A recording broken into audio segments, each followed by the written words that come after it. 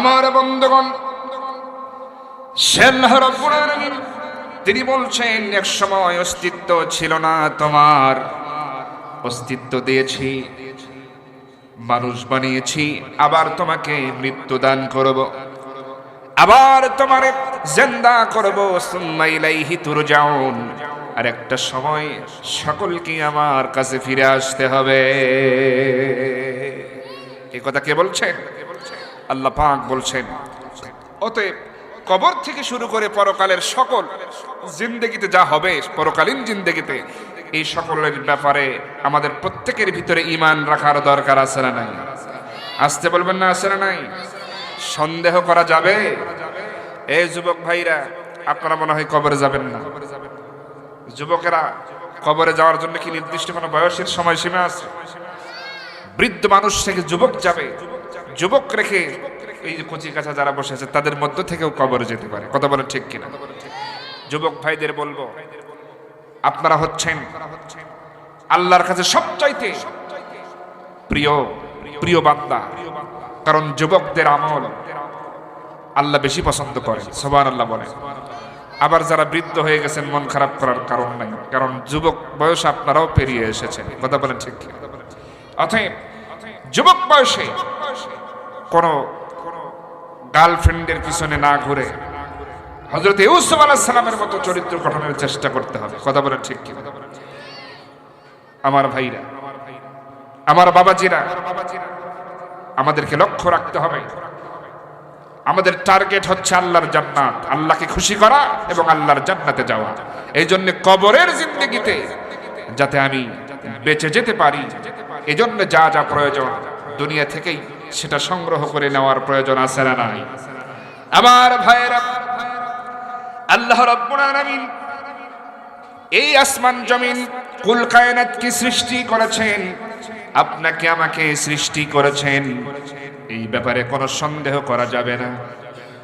কারণ আসমানের যিনি স্রষ্টা, জমিনের যিনি স্রষ্টা, সে আল্লাহ আমার আপন, সে আল্লাহ আমার সব, সে আল্লাহ রাব্বুল আলামিন আমাকে যদি পছন্দ করেন, ভালোবাসেন, তার প্রিয় যদি হতে পারি, কবরের জিন্দেগিতে আল্লাহ পাক আমারে মাফ করে দিবে। সুবহানাল্লাহ। আসমান জমিন আল্লাহ রাব্বুল আলামিন সৃষ্টি করেছেন মাত্র 6 দিনের ভিতরে সৃষ্টি করেছেন। কয় দিনের ভিতরে বলেন? কয় দিনে? 6 দিনে সৃষ্টি করেছেন।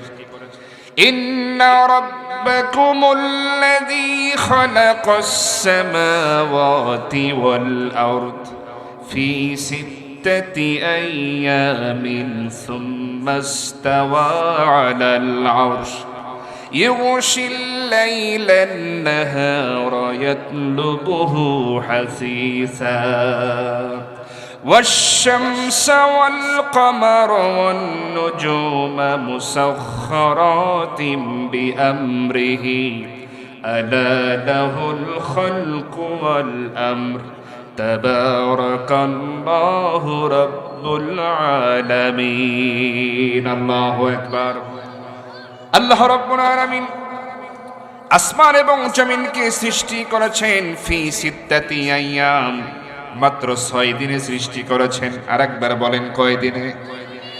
শুধু তাই নয়, সুম্মাস্তাওয়া আলাল আরশ, এরপর আল্লাহ পাক আরশে আজিমের সমাসীন হয়েছেন। সুবহানাল্লাহ বলেন।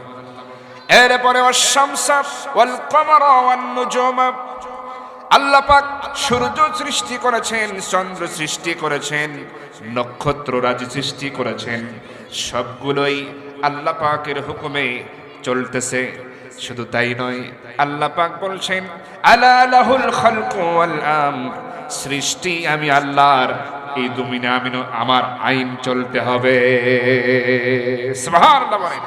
সৃষ্টি আমি আল্লাহর, আইনও আমি আল্লাহর চলবে। যদি আমি আল্লাহর আইন চলে, তাহলে একজন মানুষ সে জান্নাতের উপযোগী হয়ে গড়ে উঠবে দুনিয়াতে। আমার আইন মতো যদি তোমরা চলতে পারো, সব জীবনের সকল ক্ষেত্রে আমার বিধান যদি মেনে চলতে পারো, তাহলে শুধু কবর নয়, একেবারে জান্নাত পর্যন্ত যেতে যা যা প্রয়োজন সকল কিছু তোমার আমার বিধানের মধ্যেই কোর্স কমপ্লিট হয়ে যাবে।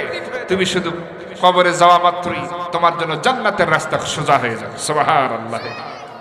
অতএব আল্লাহর বিধান, আল্লাহর আইন আমাদের মানার প্রয়োজন আছে না? আমার বন্ধুগণ, আসেন আল্লাহ রাব্বুল আলামিন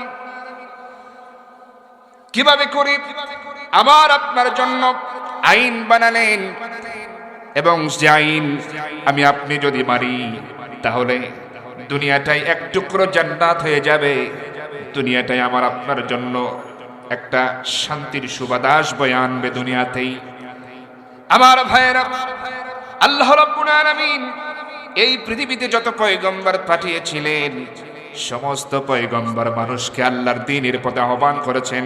তারা কবরের কথা বলেছেন, হাসরের কথা বলেছেন, বেহেশত দোজখের কথা বলেছেন। আর এই ব্যাপারে যারা সন্দেহ করে নাই, যারা ঈমানদার, যারা মুমিন, তাদের জন্য আল্লাহর জান্নাত। আর যারা সন্দেহ করেছে, আল্লাহর হুকুম মানে নাই, তাদের জন্যে আল্লাহর জাহান্নাম। নাউযুবিল্লাহি মিন যালিক। আমার ভাইরা, কবরের জিন্দেগিতে যাওয়ার আগে আমাদের সংশোধন হওয়ার প্রয়োজন আছে না নাই? আসতে বলবেন না, আছে না নাই? একদম ছোট্ট পাপও যদি হয়, সেখান থেকে তওবা করার প্রয়োজন আছে না নাই? এখানে আমরা যারা আছি, আমরা সবাই নিষ্পাপ, এটা কি বলতে পারবো? আমাদের জীবনে পাপ আছে না নাই?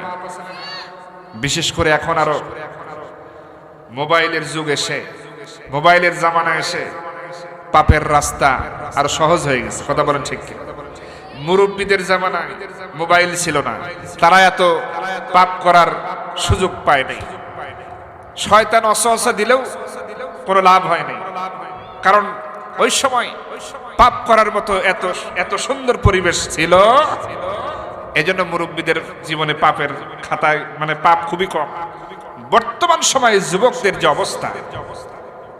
অবস্থা চলতেছে, আজকে দেখেন একটা যুবক ছেলে ইসলামের নিয়ম নীতি বিধান না জানার কারণে অবৈধভাবে পরনারীর সাথে সম্পর্কে জড়িয়ে পড়ছে, প্রেমের সম্পর্কে হাবুডুবু খাচ্ছে, শুধু মোবাইলের কারণে। কিসের কারণে বলেন? এক একটা যুবকের 8-10টা গার্লফ্রেন্ড, কতজনের আবার বেশিও আছে। কথা বলেন ঠিক কিনা?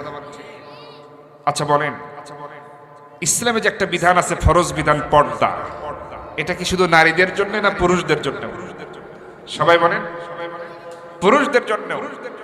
আমরা মনে করি যে শুধু নারীরাই মনে হয় পর্দা করবে, আমাদের মনে হয় পর্দা নাই।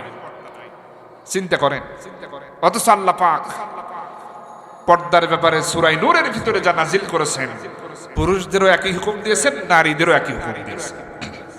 অথচ সেই বিধান আসলে ওই যে জানি না, স্কুল কলেজ প্রতিষ্ঠানে যে পড়ানো হয় নাই, এই যে বিধানগুলো না জানতে পারার কারণে যুবকেরা ভুল করে প্রেমে হাবুডুবু খায়।